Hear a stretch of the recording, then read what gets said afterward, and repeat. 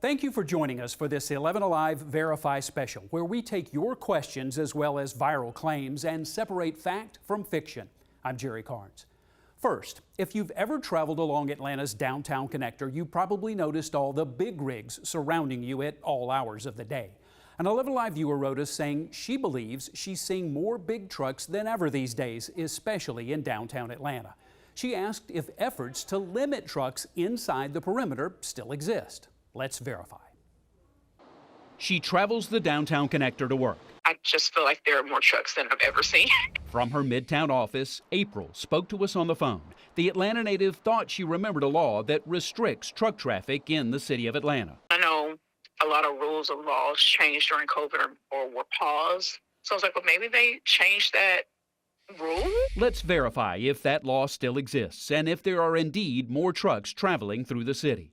Our sources are the Georgia Department of Public Safety and Captain Tony Pilcher of the State Patrol's Motor Carrier Compliance Division. In 1978, the Georgia legislature passed a law directing truck drivers to take I-285 around Atlanta unless they have a legitimate reason for entering the city. That includes a delivery or pickup inside the perimeter or a visit to a repair shop. Captain Pilcher oversees the Department of Public Safety unit that enforces that law. We don't catch them all, but we do catch probably a high percentage. Our main focus is the fact that we would like to make sure that we don't have crashes in the city that involve vehicles that shouldn't be here in the first place. Officers with the Motor Carrier Compliance Division wrote 325 tickets to truck drivers who weren't supposed to be inside the perimeter in 2020. The number of tickets grew to 893 in 2021, then 1,248 last year. Captain Pilcher says the increase in violators caught is directly connected to the overall increase in truck traffic. Absolutely, there's more trucks. I don't think the ratio or the percentage of drivers who violate the law has changed. I think it's still in line with the growth of truck numbers on the highway. Officers are on pace to write another 1,000 or more tickets this year, so we can verify that truck traffic in downtown Atlanta has increased in recent years. And although most are there legally, the number of truck drivers caught traveling inside the perimeter without good reason has increased as well. NARCAN, the life-saving drug that reverses the effects of an opioid overdose, is top of mind for many people these days. The FDA approved it for over-the-counter use, and people have questions about it. Jennifer Bellamy joins us to answer them. One viewer texts us wanting to know, does NARCAN have an expiration date? So we went to the FDA's drug database to verify. The short answer here is yes, NARCAN does have an expiration date. NARCAN is a brand of a drug called naloxone hydrochloride. Many companies make naloxone nasal sprays, although NARCAN is the only one that will soon be available over the counter. For most naloxone sprays, including brands like Clodax and generic options, the shelf life is 2 years, but NARCAN lasts longer. In 2020, the FDA extended NARCAN's shelf life to 3 years, meaning you can carry it for longer without needing a new dose. If you or someone you know is struggling with substance abuse or mental health concerns, you can call 988 or the helpline you see right there on your screen. Millions of Americans are facing medical debt. The issue was the topic of a recent hearing in Washington. Some lawmakers are concerned that it's overburdensome and has led to inaccuracies in credit reports. But has the concern led to any change? Let's verify. 1 out of every 5 people in this country are struggling to pay their medical bills. According to the Consumer Financial Protection Bureau, Americans owe a total of $88 billion. 11Alive viewer Maddie Strozier heard about the concern in the nation's capital and asked if the Biden administration had taken action to stop medical debt from appearing on your credit report. Let's verify. Our sources are the Consumer Financial Protection Bureau, Equifax, Experian, and TransUnion, the 3 largest credit reporting agencies, and VantageScore. In Washington, D.C., senators gathered recently to express concern over medical debt. But medical debt can happen to anyone. It doesn't matter if you do everything right. Anyone can get sick. Anyone can get in a car accident. Nothing really to do with your ability to pay your bills. Leaders of the big 3 credit bureaus appeared before a Senate committee. All 3 have made changes when it comes to medical debt. Beginning this year, credit reports will no longer reflect medical debt less than $500. Consumers will get a year to pay off a debt of over $500 before it appears on a report. And any debt reflected in a credit report will vanish once it's paid. Previously, it stayed for 7 years. Some U.S. senators say it's not enough. Medical debt has absolutely no place on credit report. We can verify that while it is not due to changes made by the Biden administration, there have been changes this year that will lessen the impact of medical debt on your credit report. A popular online study claims the number of car thefts is falling in Georgia, but new data might paint another picture. Our Paulo Suro verifies the latest facts on car thefts in our state. The Quote Wizard study states that car thefts in Georgia are down by 21%. So is that the case? Our source is the National Insurance Crime Bureau, a 110-year-old not-for-profit organization managing vehicle theft investigations. First, we reached out to Quote Wizard, which clarified it has only examined data up until 2020. While information from the NICB does show car thefts in Georgia were at a slight decline that year, now the numbers have plateaued, according to the organization's president and CEO, David Glowy. Georgia's up 1%. In Atlanta specifically, you're down 1%. Car thefts in the state went up slightly from 26,238 in 2021 to 26,529 in 2022. But Glowy explains that compared to other cities and states, Georgia's numbers are good. Here in Chicago, we've seen an increase in 55% over 2021. They continue to exponentially increase their auto thefts, as well as the state of Illinois was up 35%. We led the way here in our home state of Illinois. NICB's most recent info also shows Ford pickup trucks are overwhelmingly the most stolen vehicles in Georgia, followed by Honda Accords and Chevy pickup trucks. It adds that nationwide, we're currently seeing the highest vehicle theft numbers in 15 years. So we can verify the latest statistics show Georgia saw a 1% increase of stolen vehicles from 2021 to 2022. And nationwide, we are seeing a record number of stolen cars, surpassing 1 million for the first time since 2008. In Atlanta, Paulo Suro, 11Alive News. It's no secret that rent is getting more and more expensive, especially in Atlanta. A viewer contacted us when she saw a sudden hike in her rent. So what can and can't your landlord do when it comes to increasing what you pay? Let's verify. Imagine the shock when a new lease arrived informing a Metro Atlanta woman that her rent was increasing from $1,170 to $1,291 a month. That's an increase of more than 10%. That renter was surprised it could happen anywhere, especially in an apartment that's part of an affordable housing program. She asked us to verify if landlords can increase rent so dramatically. Our sources are Georgia Law, the Georgia Department of Community Affairs, and Dr. Taylor Shelton with Georgia State University's Urban Studies Institute. Georgia law is pretty clear. It says that local governments here cannot regulate the amount of rent charged by a landlord. But you might be able to bargain with your landlord on an individual basis, but in reality, there are no legal limits on how much rent they could increase. Dr. Shelton tells us the only restriction is when a landlord can increase your rent. Typically, they can't do it in the middle of a lease. The Georgia legislature has considered changing the law to limit rent increases. They unfortunately didn't get very much traction, and it's a very uphill battle to climb to do that in a state that's so property rights friendly. The Department of Community Affairs tells us there are some limits when it comes to federally subsidized affordable housing. There are maximum amounts a landlord can charge that can be based on a renter's income or the median income of a county. As long as it doesn't exceed the maximum, a landlord can increase the rent as much as they want from lease to lease. So we can verify it's true. Landlords in Georgia are generally free to increase your rent 10% or more when you sign a new lease.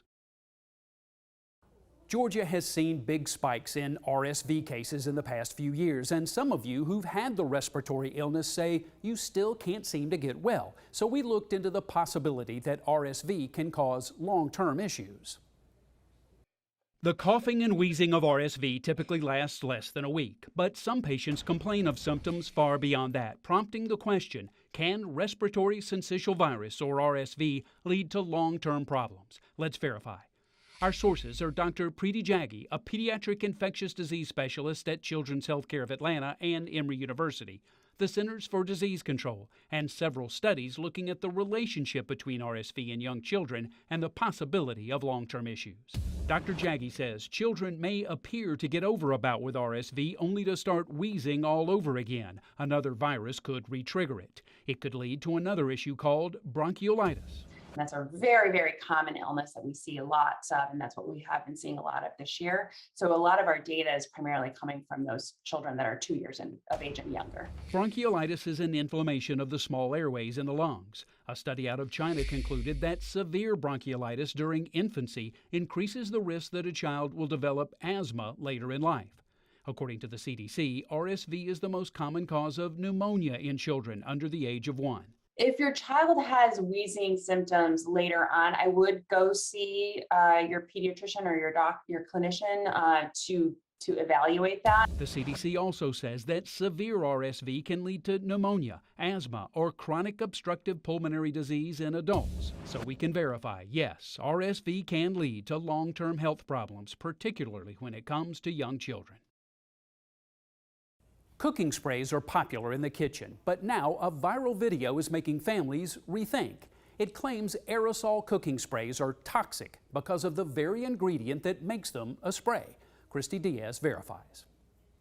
Stop using the traditional oil sprays, they're toxic. This video from popular content creator Bobby Parrish claims the propellant used in cooking sprays is dangerous. Have you ever thought how the oil actually comes out of the bottle? Well, look on the back. It's with a chemical propellant. The chemical is either propane or butane. So let's verify. Does using propane or butane as a propellant make a cooking spray harmful to humans? Our sources are the FDA and Dr. Francisco Diaz, director of the Center for Food Safety at UGA. That's false. The simple answer is the way that the propane and butane are applied to this product presents very little risk to the consumer. Propane and butane are gases. Dr. Diaz says the moment you spray them, most of it will dissipate. What's left on your pan, he says, will be minimal. Within a very, very safe level. The FDA classifies propane and butane as GRAS substances, which stands for generally recognized as safe. Dr. Diaz says salt, sugar, and flour are also classified this way. He says as long as you use the spray the way it's intended, it's safe. Of course, if you grab the spray and you shoot it to your mouth, that's going to be a completely different story. So we can verify the claim that propellants make a spray oil harmful is false. With your Verify, I'm Christy Diaz. Next, we're talking speeding cameras in school zones. To some, they're an effective way to slow traffic around schools, but critics believe they're just another way for Georgia cities to make money. An 11Alive viewer reached out to our Verify team with questions about a ticket he got. I found some answers about when police can issue you a ticket. Although he's already paid his fine, an 11Alive viewer reached out to us after he received a speeding ticket in the mail. He was caught by one of the school zone cameras in Duluth, driving 18 miles an hour over the speed limit. His issue is that the camera snapped the picture of his vehicle at 4:27 in the afternoon, nearly a half hour after the end of school. So let's verify if school speed zone cameras are allowed to snag violators outside of school hours. Our sources are the Duluth Police Department and the Georgia law that outlines how local counties and cities can use speed zone cameras. The cameras have increased in popularity since the Georgia legislature approved them in 2018. The law states that cameras installed in a school zone can be used to catch speeders only on school days, beginning 1 hour before classes are scheduled to begin and 1 hour after classes end. The viewer who contacted us was driving past Coleman Middle School in Duluth, where classes end each day at 4 p.m. That allows Duluth police to utilize the school speed zone cameras there until 5 p.m., 33 minutes after our viewer was caught driving well beyond the speed limit. The law states that drivers caught on camera have to be going at least 10 miles an hour over the speed limit to get a ticket. So we can verify that you can get a ticket if a school zone camera catches you driving at least 10 miles an hour over the speed limit, even if it's slightly beyond school hours. It's the most magical place on earth, and some think it could be coming to Georgia. That belief is based on an article that claims Disney World is leaving Florida for a spot of land just outside of Atlanta. So our Faith Jesse set out to verify. Let's verify. Is Disney World really moving to Georgia? It comes as no surprise that that answer is no, but here's what started all of that talk. So right now, Disney is wrapped up in a lawsuit with the state of Florida. The company says it's been a subject to a targeted campaign of government retaliation by Governor Ron DeSantis, who has tried to take away Disney World's special tax status. He also attacked company execs for publicly opposing a law that prohibits classroom discussion about sexual orientation and gender identity. While this feud has been going on, leaders from other states have suggested, well, you know what, Disney should move some of its operations out of Florida. 2 weeks ago, the governor of Colorado tweeted that the state was ready for Mountain Disneyland. State leaders here in Georgia haven't made any such comments. Now, if you look back at the Medium article making the rounds online, you see all the way at the bottom that it's tagged as a parody. And Disney has not made any announcement that would suggest Disney World is moving to Georgia. So we can verify this claim is false. Disney World is staying in Florida. So sorry to all of our Georgia Disney fans. Having food delivered to your door is easy, and depending on where you order, you can sometimes get alcohol with it. But those deliveries prompted a viewer question, so we looked into who is checking IDs at the door. If you're busy, it's a convenience that's hard to ignore. Instead of driving to a grocery store or restaurant, delivery drivers will bring food and drinks to your front door. It prompted a question from an 11Alive viewer who says her underage son was able to get margaritas from a delivery driver who left the drinks at the family's front door. She asked us to verify if a driver is supposed to check an ID before leaving alcohol at a home. Our sources are the Georgia Department of Revenue, Uber Eats, DoorDash, and Instacart. The Department of Revenue oversees the law that allows home delivery of alcohol with some restrictions. According to the department's website, drivers can deliver beer, wine, or distilled spirits as long as it's not to places like a school or dorm. Drivers are not supposed to leave an alcohol delivery at the curb, driveway, or door, and are required to give the alcohol only to someone who is 21 years or older. According to Georgia law, it's the responsibility of the delivery driver to check the ID of the person receiving the alcohol and get a signature that matches the one on the ID. Uber, DoorDash, and Instacart all have policies that reflect Georgia law. Drivers are required to abandon a delivery of alcohol if they can't confirm that the person receiving it is of age. It's also against the law for delivery drivers to leave alcohol with someone who appears intoxicated. So we can verify it is the job of a delivery driver to make sure they're leaving alcohol with someone who is old enough to consume it. If you see anything you want our Verify team to investigate, email us at verify@11alive.com or text the word verify to the number you see here on your screen, 404-885-7600.